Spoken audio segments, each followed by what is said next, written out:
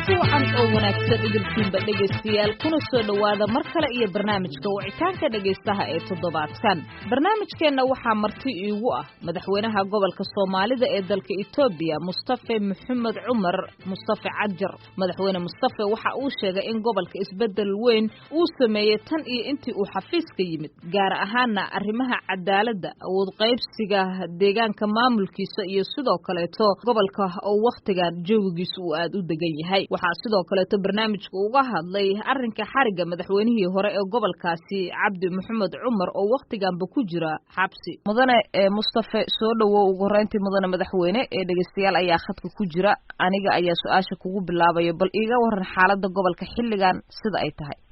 xaaladda gobolku aad bay u fiican tahay dhanka siyaasadda dhanka ammaanka xaaladda aad u kala degan tahay wax dhibaatooyin hadda kama jiraan wada soctaan qallaasa ballaaran ka dhacay deegaanka laba bilood ka hor waxaan labadii bilood dambe ka shaqeynaynay sidii maaragtay loo dhisi lahaa maamul heer deegaan heer gobol ilaa iyo heer degmo hawshaas waa dhamaystirna hadda waxaa kale oo aan ku hawlanayn inaan dib u hawlgelino dib u habeyn lagu sameeyo hay-adihii nabadgelyada arrintaas nima fiican bay maraysaa marka wax dhibaato oo hadda aan waxay ka jira xag dhaafi siyaasadeed ama mid amni oo ka jirta deegaanka ma jirto waa tahay dhowaantan waxaa la dhisay golo wasiire oo dowladda dhexe federaalka ay dhistay ku dhowaad 20 wasiir ayaa la magacaabay oo boqolkiiba 50 ay dumar yihiin boqolkiiba 50 ay rag yihiin macnaha tiro u dhiganta isla egna ay yihiin labada dhinacba waxaad iga warantaa marka deegaanka Soomaalida fursadda ay ka heleen waqtigan iyo sidaad u aragtaan sama socoto deegaanka Soomaalidu awal wuxuu lahaan jiray wasiir markay uu kala wasiirada baladna hadda golaha wasiirada markii lagu soo celiyay 20 wuxuu helay hal wasiir laakiin wasiirkaas intii waxa weeye wasiirka ugu muhiimsan wasaaradda maaliyadda iyo dhaqaalaha ayay deegaanka Soomaalidu heleen waa markii ugu horeysay wasaarad miisaankaas leh ay deegaanka Soomaalidu helaan waan jeclaan lahay inaan laba helo laakiin qowmiyad fara badan baa Itoobiya ku nool marka waxaan dareemaynaa in maaragtay ciriiri iska jiray hase ahaatee mustaqbalka waan codsanaynaa wixii maaragtay naga maqan inaan helo oo aan maaragtay wax u dhigma tirada shacabka deegaanka inaan ka helo waa codsan doonaa haddii alayda waa tahay waxaa ku jira qadka laba dhageyste oo raba inay dabcan su'aalo gobolka ku saabsan ku weydiiyaan haddaan ku hormaro bal Daahir Cali oo jooga London Daahir oo soo dhawo ugu horeyntii waxaad weydiin lahayd madaxweynaha Zahra waa ku salaamay madaxweyne aad iyo aad baan ku salaamahayaa waxaan ku leeyahay hambalyo hawl culus baana ilaahay qoorta kuu geliyey waana kugu hambalyeynayaa dadaalkaaga iyo maaragtay deegaanka sida aad balaanka aad u wado wax badan baana kala soconaa runtii waxaa su-aashaan ku weydiinayo si gaar aan ku weydiinayo waxaa weeye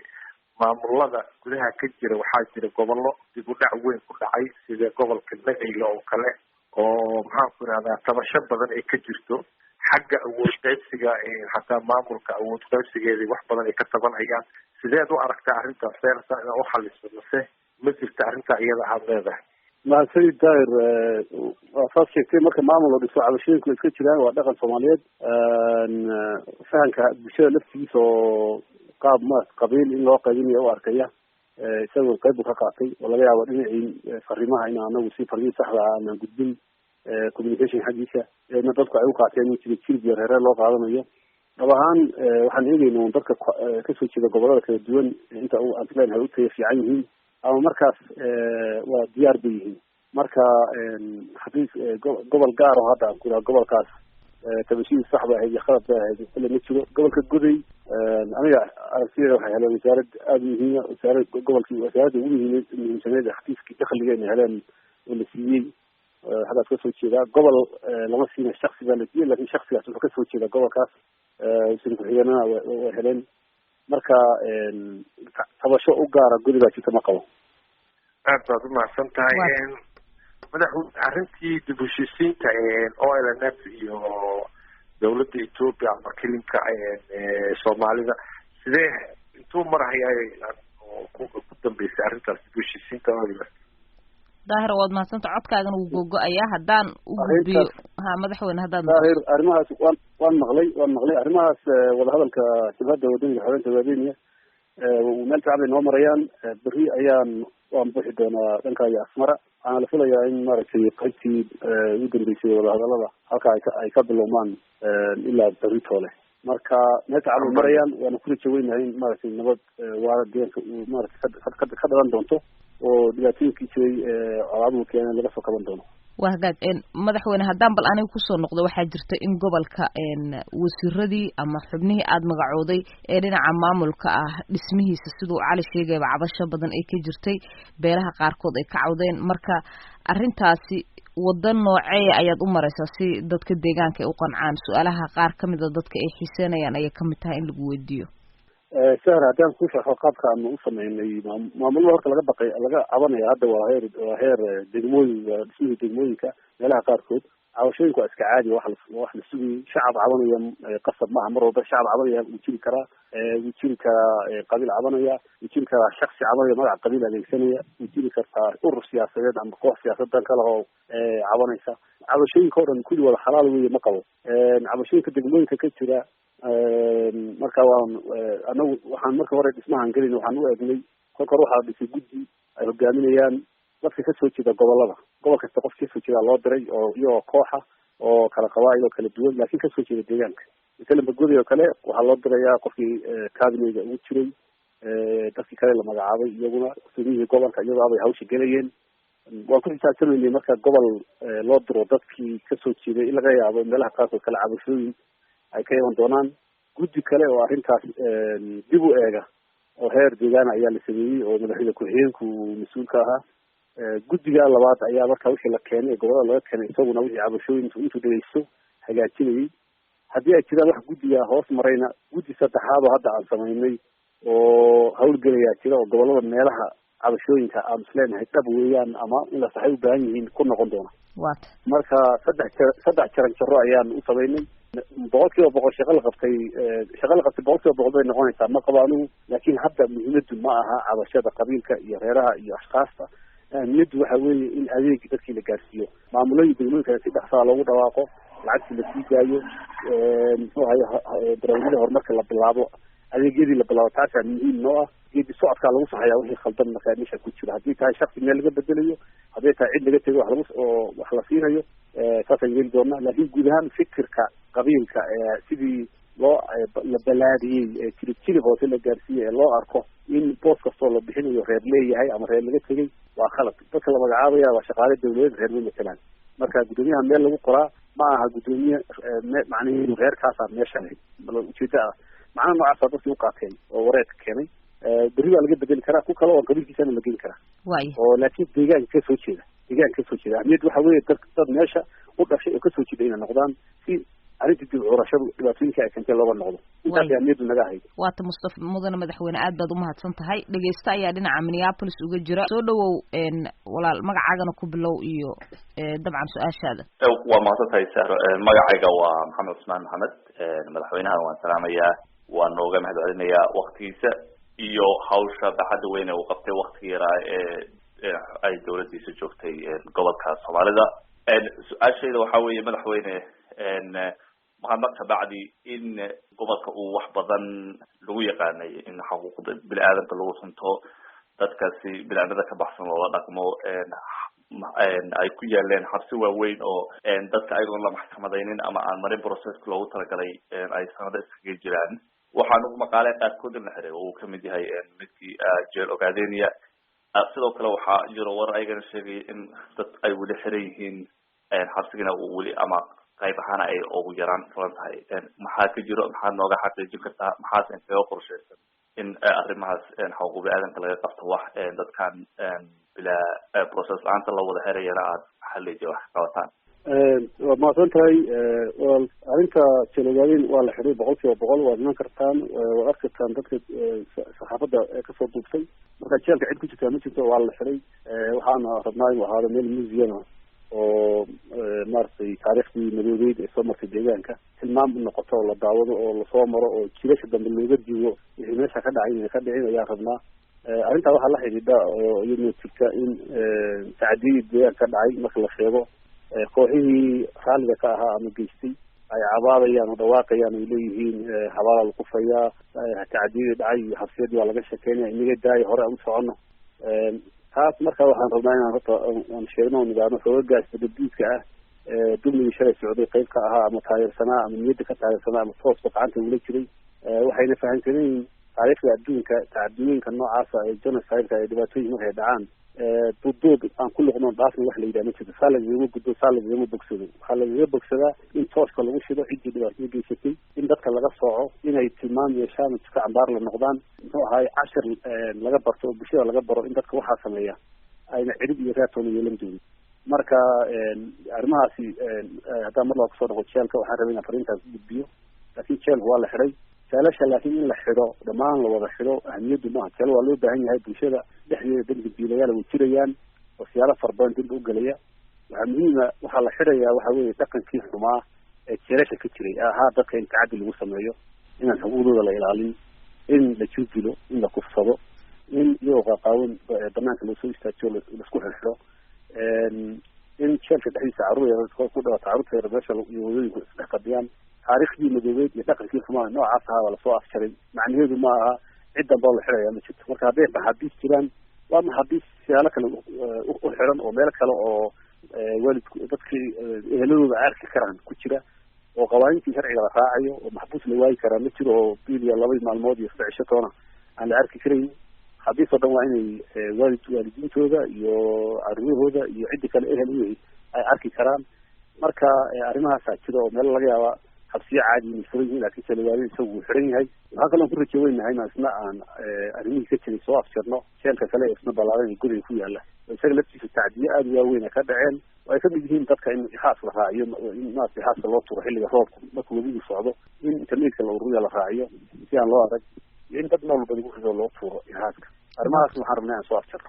intiina haatan nagu soo biirta dhegaystayaal waxaad naga dhagaysanaysaan barnaamijka wicitaanka dhegaystaha toddobaadka ee VOA-da barnaamijkeenna waxaa marti iigu ah madaxweynaha gobolka Soomaalida ee dalka Itoobiya Mustafa Maxamed Cumar Mustafa Cajar madaxweyne Mustafa waxa uu sheegay in gobolka isbedel weyn uu sameeyay tan iyo intii uu xafiiska yimid gaar ahaana arrimaha cadaaladda awood qaybsiga deegaanka maamulkiisa iyo sidoo kaleeto gobolka oo waqtigan giisu uu aad u degan yahay waa gartay waxaa jirtay in tacdiye fara badan sidoo sheegay Maxamed Balla geestay marka dadkii geestay waxaa sheegtay waqtigan inay cabaadayaan maxaa sharci oo la hor geenaya dadkaasi oo wax looga qabanaya in tacdiyada hore u geestay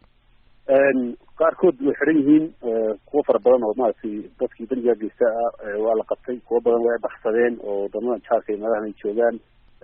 gudiyadaha u baxay baa jira hawshaas waa hawl gacanta lagu hayo wixii laga yeeli lahaa inaan ka hor dhaco ma rabo laakiin dadka dhiiga islaamka dadkii galay ee dhiiga insaanka baabi'iyey waxaan qabaa inay qaabtooda mudan doonaan oo ayna saa ku badbaadayn waxaa kale oo jira kuwo jooga oo baaritaana ku socdaan laakiin anagu aan marka hore dawacsanayn in aan maaragtay lagu xadgudbin xuquuqdooda maaragtay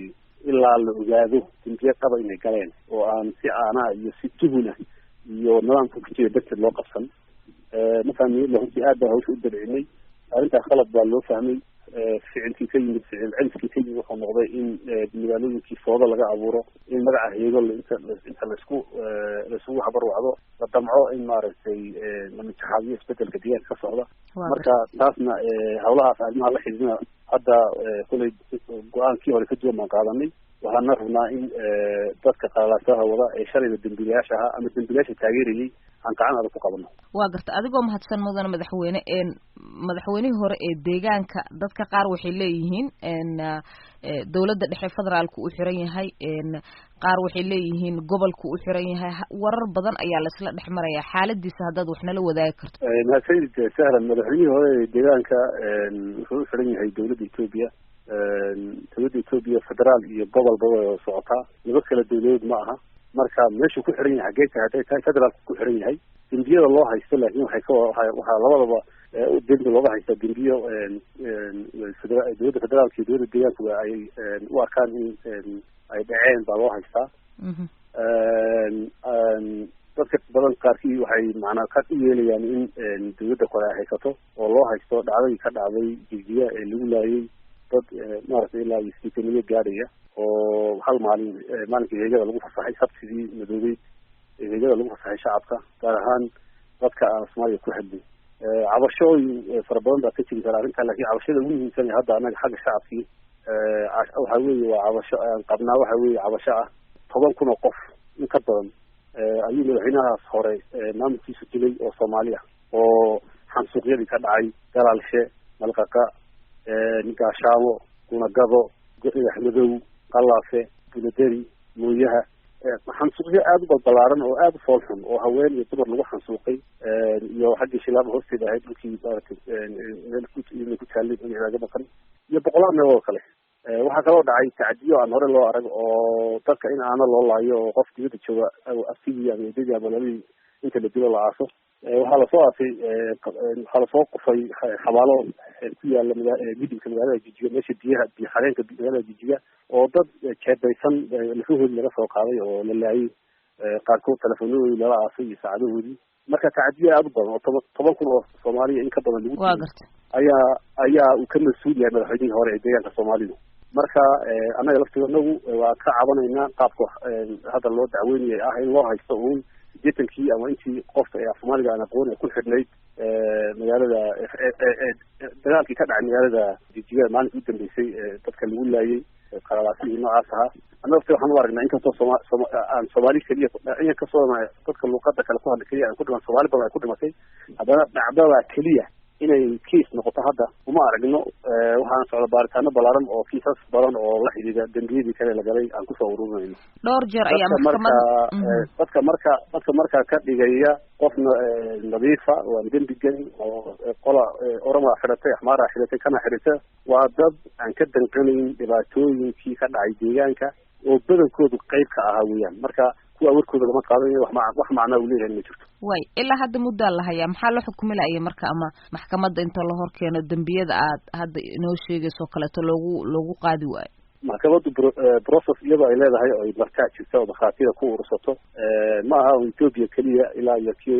adduunka ilaa iyo maxkamadda Hague. inta qofka lasoo qabto 2 toddobaad kadib lama yidhaha waa la xukumay, baaritaana la bilaabaa, maxkamaddu qofka way soo celcelisaa, biliisku xoog buu raadsadaa, wakti bay qaadataa, waxaan caadi ahayn oo adduunkan ka dhicin meesha aniga ma muuqdo. marka xukunkiisa haddii uu dembiga la sheegu galayna waa cadamihii soo baxayaan waa lagu qaadaya. haddii uuna gelin sida ay leeyihiin dadka isaga difaacaya ama u arkaa in maaragtay laska haysto, iyadana waan arki doonaa. laakiin hadda xilli la yidhaahdo maxkamad maxay uxukumi laadahay lama gaarin. waata dhegeystihii ugu dambeeyaan jeclaan lahaa inaan qadka soo geliyo Columbus oo haayo joogo. Cabdirasaaq soo dhawow, su-aashaada waa ku jira madaxweynaha gobolka Soomaalida haddii aad u haysid. walaal Sahra salaamaya adiga iyo madaxweyne Mustafaba. magacaygu waa Cabdirasaaq Ali Yuusuf, jooga magaalada Columbus ee gobolka Ohio ee waddanka Mareykanka. midana madaxweyne waan kaaga mahad celinayaa siyaasadda furan ee adiga iyo maamulkaaga baa la timaadeen dimuqraasiga ka turjumaysa. dhibaatooyin badan baa waddanka soo maray, soo ammaan iyo mahad celin iyo dhiirigelin iyo taageerid waa mudantii. su-aasheeda kuwaad waxay tahay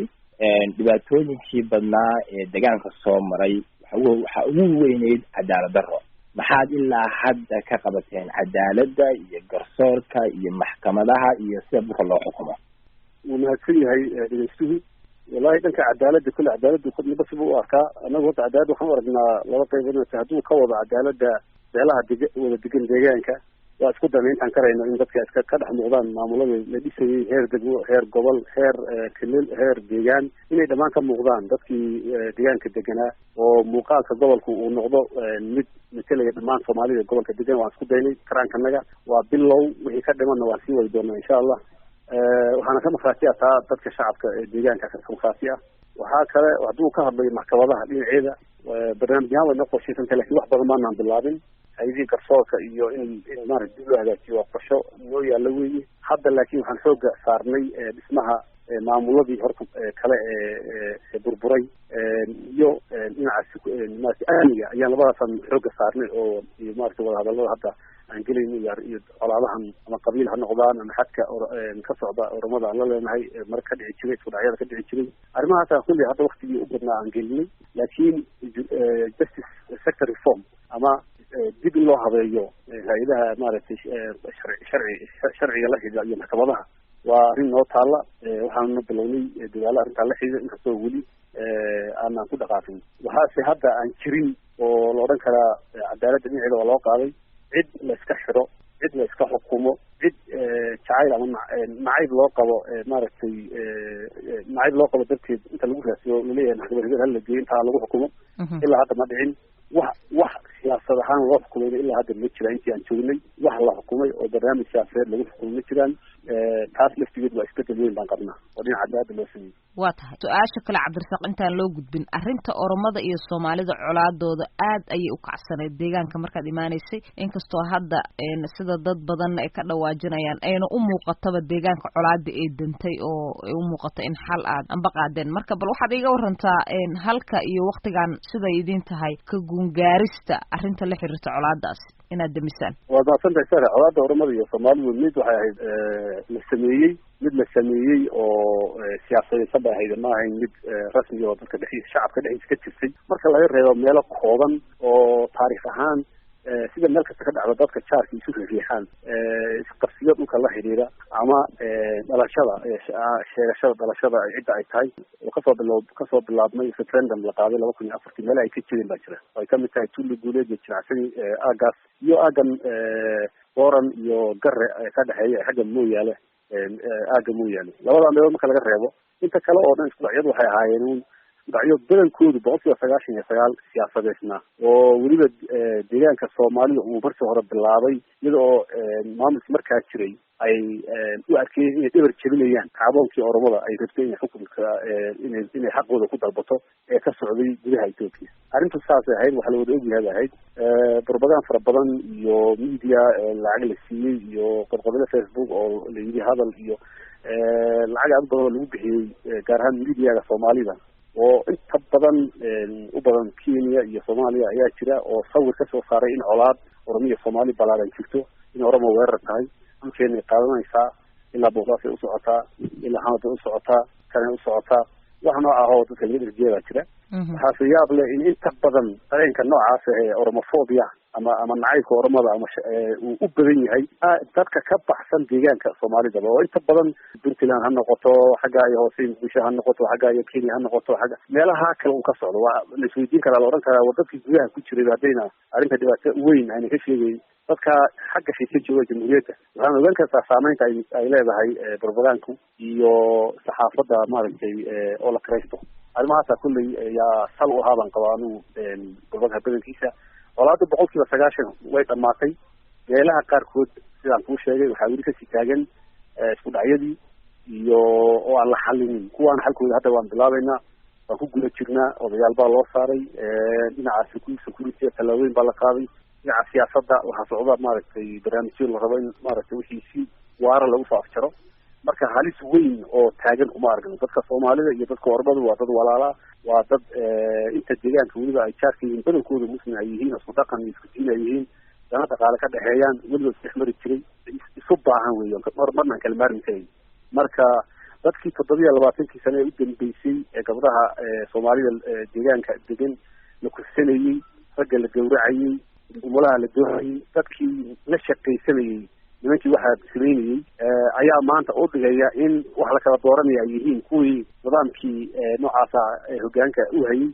iyo qolyaha maanta cusub oo isku dhaca xadka marka laga tago wax allaala wax Oromo ay Soomaali ku sameysay horey u jirin taariikhna aan loo maqal. marka meelaha qaarkood markii dagaal ku dhacay Soomaalida iyo Oromadu dhanka Soomaalidana tacadiyo badan baa laga geystay iyo dad la barakiciyo dad la laayay. dhanka Oromada laftigeeda meelo dad Soomaaliya lagu laayay waxaan soo qadaa jira wada iyo kamid yihiin dhankii balbaleysiyo. waa dhacdo fool xun oo ka dhalatay dagaalkaas la huriyay ee siyaasadeedna. aad baan uga xunnahay. waxaan aad uga shaqeynaa maalin walba dadkii soo barakacay ee arrimahaas ku tabaruray Soomaalida in loo qabto. laakiin xaqiiqadu waa sidaa ku sheegay. colaad Soomaali iyo Oromo u dhaxaysa ma jirto, lamana masayn karo, lamana tirtirsiin karo dadkii la guuleysanayay ee shacabka leeyahay 27 sano ee gacan saarka maaragtay kuwii la lahaa hadalladooda maanta inay sii wadaan Oromada ka dhigaan cadow horla oo kuyo kala lamida. arrintaas waa arrin aan macno lahayn oo aan maaragtay aan salka ku haynin, taariikh horena aan sal ku haynin, facts ama xaqiiqada jirtan aan salka ku haynin. madaxweyne mar kale su-aashaydu waxay tahay in wada ogsoonahay ONLF iyo dowladda federaalka Ethiopia waxa u socda wada hadallo. waraysigii horaantii waraysigana waxaa ku sheegtay inaad Asmara u socotaan, idinkoo ayaaba Asmara u socda. dowladda federaalka iyo ONLF ONLF iyo ragga madaxda ah ee cabsabo jooga oo wada hadal u socdaa miyaa idinka iyo onlf haddii wada hadal idiin socdaan maxaad deegaanka ugu wada hadli weydeen oo wax midha dhalaca ugu saar weyaan dadkan dhibaataysan wadahadalada cabdisaaq waxaa wada hadlaya waa dowladda federaalka Ethiopia oo waftiga aan baxaya waxaa hogaaminaya wasiirka arrimaha dibadda iyo wasiirka maaliyadda iyo dhaqaalaha ee deegaanka ee federaalka Ethiopia ayaa hogaaminaya annaga ahaan maadaama aan nahay dad ay khusayso wada hadalkii ayaa lagu cagsiiyay oo aan ula soconaa laakiin waa hadalku waxa dhex maraya dowladda Ethiopia iyo ururka ONLF war cad mahadsantahay madaxweyne thank you dhammaantiin waxaan jeclaan lahaa inaan idin wada mahadceliyo waqtigiina barnaamijka aad usoo hurteen sida gaarka waxaan ugu mahadcelinayaa madaxweynaha oo hadduusan noo imaan aysan noo suuroobin inaan programkan qabano guud ahaana barnaamijkeenii wicitaanka dhegeystaha toddobaadkan intaasi ayaan kusoo gabagabeynayaa barnaamijka wicitaanka dhegeystaha toddobaadkan waxaa marti igu ahaa Mustafa Maxamed Cumar Mustafa Cajar oo ah madaxweynaha gobolka Soomaalida ee dalka Ethiopia Mustafa Cajar marka uu ii warramay waxa uu ku magaalada Addis Ababa ee dalka Ethiopia xalay barnaamijka mid lamida inta aan ku kulmi doonana waxaan idin leeyahay sidaas iyo nabadgelyo